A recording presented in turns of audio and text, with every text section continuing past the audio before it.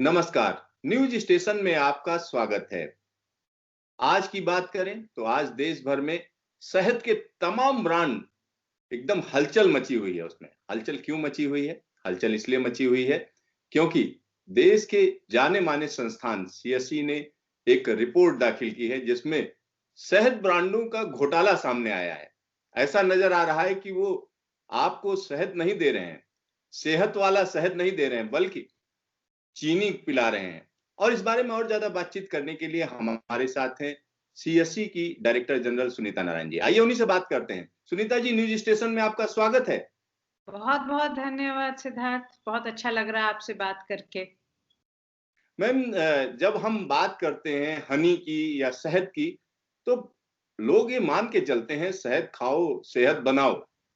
क्या है ये पूरा का पूरा मामला जिसमें आपने इतना बड़ा घोटाला सामने लाकर रख दिया है?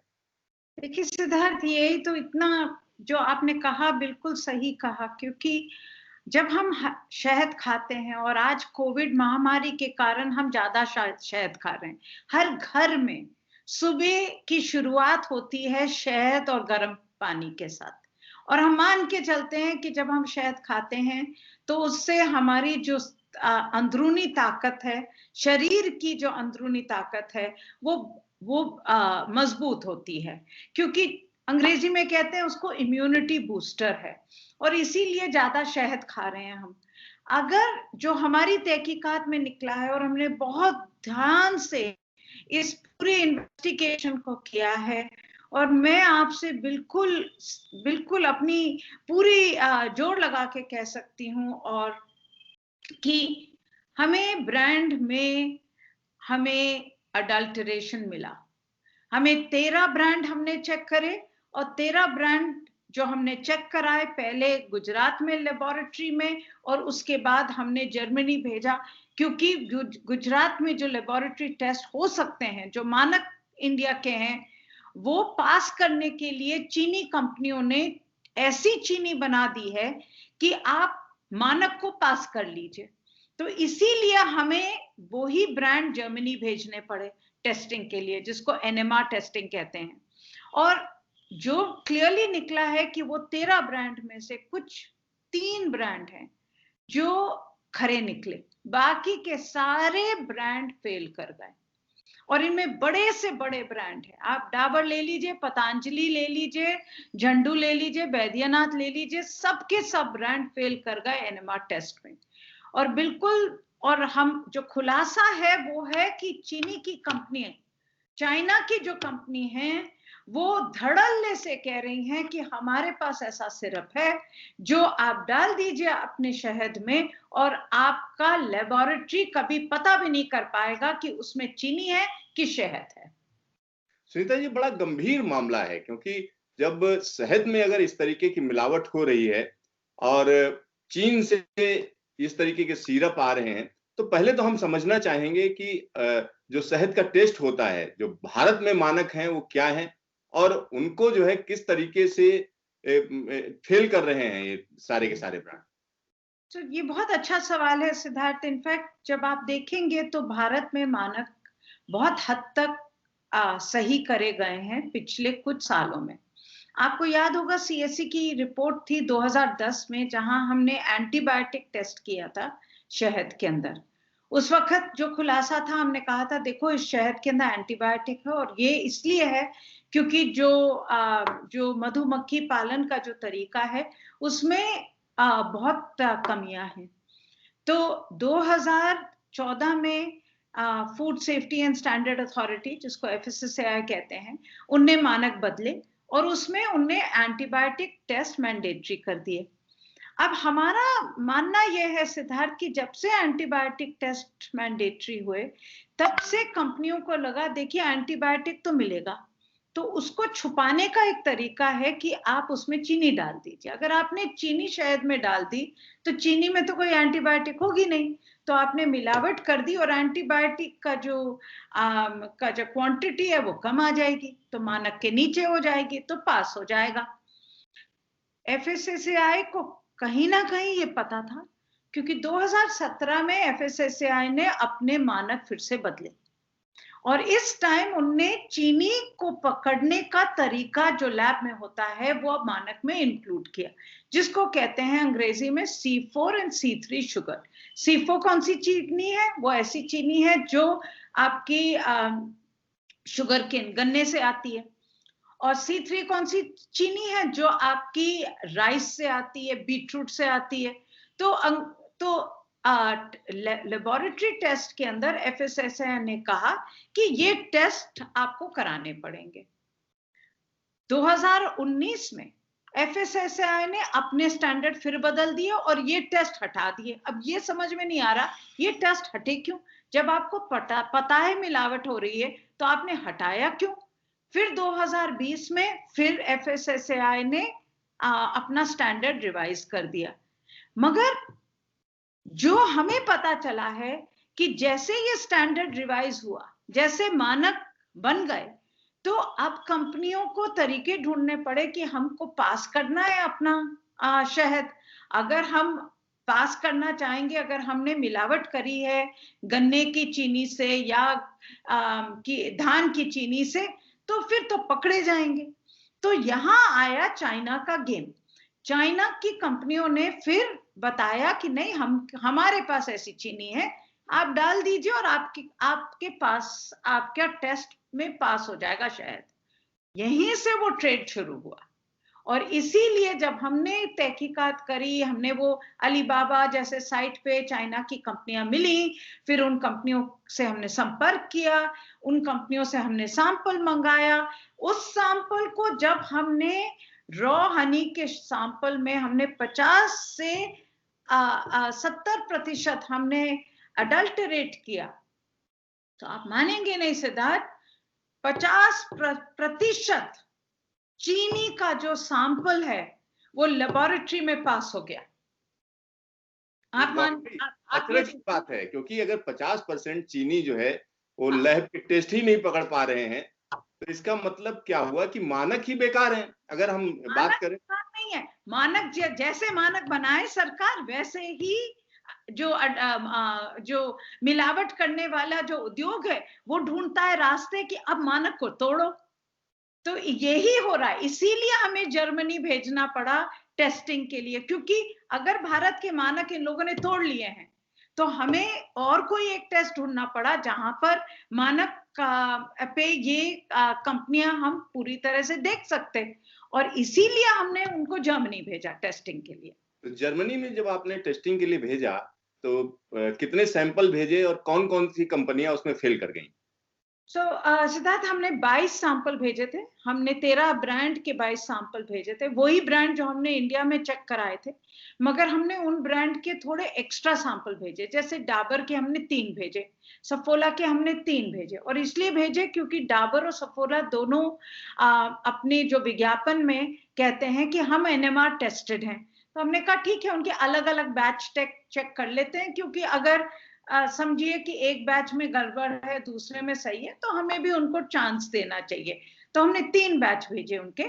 हमने झंडू, बैद्यनाथ, पतंजलि के 2-2 बैच भेजे, क्योंकि हमने सोचा बड़ी बड़ी कंपनियां हैं, अगर वो फेल कर रही हैं तो हमें उनका एक और बैच चेक करना चाहिए। जब वो फेल कर गई तो हमने एक और बैच भेजा, यही करने के लिए कि देखिए कहीं हमसे कोई गलती तो नहीं हो गई, कहीं एक और रिकन्फर्म कर लें कि कोई और वो नहीं है। तो हमने पतंजलि वगैरह के सबके भेजे। तो अगर आप देखें, जो हमने 22 सैंपल भेजे थे उसमें खाली 5 सैंपल NMR टेस्ट पे खरे निकले। इसके 3 सफोला के थे, आपके थे 1 सैंपल नेचर नेक्टर का और 1 सैंपल आपका था मार्कफेड सोना का। तो कुल मिलाकर ये कहा जा सकता है जितने भी बड़े ब्रांड हैं वो पूरी तरीके से चीनी खिला रहे हैं, शहद नहीं दे रहे हैं। बिल्कुल, आप कुछ भी कह लें, और कल से हमारे ऊपर अटैक तो शुरू हो गया है कि हम कुछ कह नहीं पाते, तो फिर बस जिसको कहते हैं कि कोई कुछ कह नहीं पाते, किसी को डिफेंड कर नहीं पाते, तो फिर हाँ ठीक है, ये तो ऐसे ही करते रहते हैं, ये तो इंडियन ब्रांड को डिफेम करने का तरीका है, स्वदेशी चला जाएगा। अरे स्वदेशी का है, आप चीन का चीनी खिला रहे हैं हमें और मुझे स्वदेशी का भाषण दे रहे हैं। सुनीता जी, जिस तरीके से डाबर ने बोला और इसी तरीके से पतंजलि ने कहा कि हमको डिफेम कर रहे हैं आप, और इसी तरीके डाबर ने कहा कि नहीं नहीं हम तो एकदम खरे हैं, और कुल मिलाकर वो सारे लोग मिलके कह रहे हैं कि आप तो किसी को प्रमोट कर रहे हैं, इस तरीके का आरोप लगा रहे हैं। क्या जवाब है? सिद्धार्थ, हमारा जो ट्रैक रिकॉर्ड है बिल्कुल सही है और हमने काफी ऐसे खुलासे करे हैं, कोई नई चीज नहीं है। हम किसको प्रमोट कर रहे हैं? पब्लिक हेल्थ को प्रमोट कर रहे हैं, ये बिल्कुल सही है। हम आपके स्वास्थ्य को प्रमोट कर रहे हैं, और किसको प्रमोट कर रहे हैं? आप सीएससी के कुछ भी देख लीजिए, हमें किसी और से पैसा नहीं मिलता, हमें किसी से लेना देना नहीं है, हम किसी को जानते नहीं है। जो हमने टेस्ट किया, जो हमको जवाब मिला, हमने बिल्कुल सामने रख दिया। और बिल्कुल बिल्कुल क्लियर है डाबर का रिस्पांस। डाबर कहता है एनएमआर टेस्टेड, पहले कहता था एनएमआर टेस्टेड सर्टिफाइड, आज जो विज्ञापन है उसमें कहता है सोर्स टेस्टेड। सोर्स टेस्टेड का क्या मतलब होता है? ये तो बिल्कुल ही जैसे हम समझते हैं कि हम लोग पढ़ नहीं पाते हैं क्या? किस कंज्यूमर को ऐसा कर रहे हैं? मुझे लगता है कंपनियां बहुत बड़ी हैं, इनको समझ लेना चाहिए कि देखिए गलती हुई, आगे बढ़ते हैं। और सरकार को मुझे लगता है बहुत सख्ती से आगे बढ़ना चाहिए, क्योंकि ये हमारे स्वास्थ्य का मामला है। सुनीता जी, अगर हम बात करें चीनी की, और तमाम लोग देश के अंदर डायबिटिक हैं, बहुत से लोग ऐसे हैं जिनको हर तरीके की परेशानी है, और ऐसे में वो ये शहद अगर खाते हैं तो जहर ही पी रहे हैं। तो अपने देश के जो कानून हैं, क्योंकि मैंने सुना था चीन में अगर कोई मिलावट करता है तो फांसी की सजा है, खाने पीने की चीजों में अगर अपने देश के अंदर ऐसी चीजें हो रही हैं और उनको डिफेंड करने का, हम कह सकते हैं कि बेशर्मी भी ये कंपनियां दिखा रही हैं, तो इसको लेकर क्या कहेंगे कि क्या कानून बदला जाना चाहिए कि मिलावट खाने पीने की चीजों के लिए? कानून जितना सख्त है वो सख्त है। देखिए सिद्धार्थ, हम चीन नहीं है, वो अच्छी बात है। चीन में ऐसा खुलासा कभी नहीं हो सकता था। चीन में कोई ऐसी संस्था नहीं है सीएससी जैसी जो ऐसी बात सरकार के सामने कर सकती है। ठीक है, ये बहुत अच्छी चीज है हमारे देश के बारे में। हम चीन नहीं है, हम एक लोकतांत्रिक देश हैं, और लोकतांत्रिक देश में सीएससी जैसे संस्थाओं की आवाज है, और ये बहुत बड़ी चीज है सिद्धार्थ। ये हमें सही कहना चाहिए चीनी लोगों को कि पता नहीं तुम क्या खा रहे हो, मगर हम जानते हैं। अगर चीन से ऐसी कंपनियां हमें ऐसी चीज बेच रहे हैं, तो मुझे नहीं पता वो लोग अपने देश में क्या कर रही हैं, और मैं कुछ नहीं कह सकती। किसी और देश के बारे में मैं कुछ नहीं कहूंगी, मगर मैं अपने देश के बारे में बिल्कुल कहना चाहूंगी कि हम लोकतांत्रिक देश हैं। और मुझे बहुत गर्व है कि सीएससी जैसी सरकार, सीएससी जैसी संस्थाओं को इतनी जगह देती है कि हम अपनी बात आपके सामने रख सकें। हम चीन नहीं हैं। और इसमें जहां स्वास्थ्य का मामला है, बहुत बहुत सही आपने उठाया। एफएसएसएआई के पास कानून है, कदम उठा सकते हैं। हमारा एफएसएसएआई को कहना है कि आप सीएससी टाइप काम करिए, आप भी मार्केट से सैंपल उठाइए, आप भी टेस्ट करिए, आप एनएमआर टेस्ट कराइए, आपके पास मुंबई में लेबोरेटरी है एनएमआई टेस्ट की, और फिर आप नाम के साथ उस सैंपल का और उसका रिजल्ट बाहर रखिए। सीएससी ने जैसा काम किया है आप भी करिए। आप भी हर 3 महीने में 30 सैंपल उठा के खुलासा करिए और उसको पब्लिक में रखिए कि हमें ये पाया गया। उससे कंपनियां सीधी रहेंगी, कंपनियों को पता होगा। सुनीता जी, एक और चीज आपके इन्वेस्टिगेशन में नजर आई कि उत्तराखंड में किसी ने फैक्ट्री खोल रखी है कि इस तरीके की, वहां से सिरप आएंगे और उसके बाद यहाँ से कंपनियां उसको उठा रही हैं। तो ये किस तरीके की चीजें हो रही हैं? मतलब हम एक तरीके से मिलावट की फैक्ट्री खोले हुए हैं।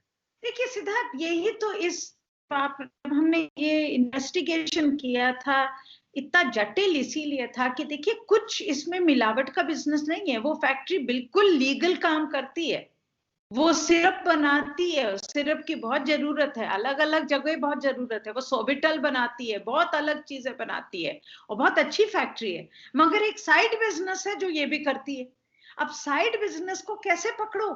अब यही है कि जब हमने पता किया, तब यही पता किया था कि ये मधुमक्खी पालक जो हैं, उन्हीं ने बताया था कि देखिए जसपुर में भी एक फैक्ट्री आ गई है, और ऑल पास सिरप के नाम से कोड वर्ड है, अगर आप वो यूज करेंगे तो आपको मिल जाएगा सिरप।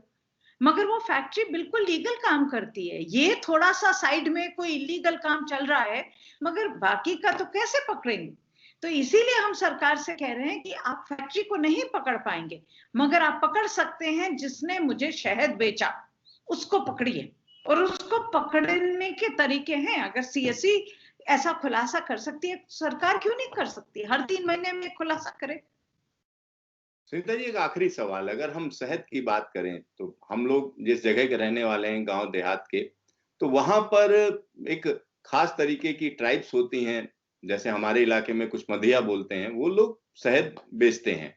तो इस तरीके के तमाम लोग हैं जो इस बिजनेस से जुड़े होते हैं, लेकिन अब जो है इसका एक तरीके से कंपनीकरण हो गया, तरह तरह की चीजें चल रही हैं। तो इसमें कैसे जान पाए आम आदमी कि ये शहद अच्छा है, ये खराब है? और एक और चीज जो हम जानना चाह रहे थे, खादी ग्रामोद्योग का शहद भी आपने इसमें सैंपल में लिया? नहीं, हमने खादी का नहीं लिया था, क्योंकि खादी कोऑपरेटिव बेसिस पे काम करता है, तो अगर एक सैंपल लें, दूसरे सैंपल में काफी अंतर हो सकता है, तो इसीलिए हमने नहीं लिया था। और हम काफी लिमिटेड नंबर कर सकते हैं। मगर आपकी जो बात है बिल्कुल सही है। देखिए, हम क्या कर सकते हैं? सबसे बड़ी चीज यही है कि ये जो मधुमक्खी पालक हैं, उनको हमें ताकत देनी पड़ेगी। और कंपनियों से, अगर कंपनियां शहद बेचती हैं, तो उनको उनसे जुड़ना पड़ेगा। आज क्या हो गया है कि उनको पैसा नहीं मिलता, उनके काम की कोई कदर नहीं है। और जो आपने कंपनीकरण कहा, वो ही कंपनीकरण हो रहा है। और उस कंपनीकरण के कारण ही ये सारा घोटाला हो रहा है इस देश के अंदर। सुनीता जी, न्यूज स्टेशन से बातचीत के लिए आपका ढेर सारा धन्यवाद, और बहुत ढेर सारी बधाई इस तरीके का खुलासा करने के लिए। और उम्मीद करते हैं आगे भी आप इसी तरीके से काम करते रहेंगे। तो देखते रहिए न्यूज स्टेशन, फिर मिलेंगे दोबारा।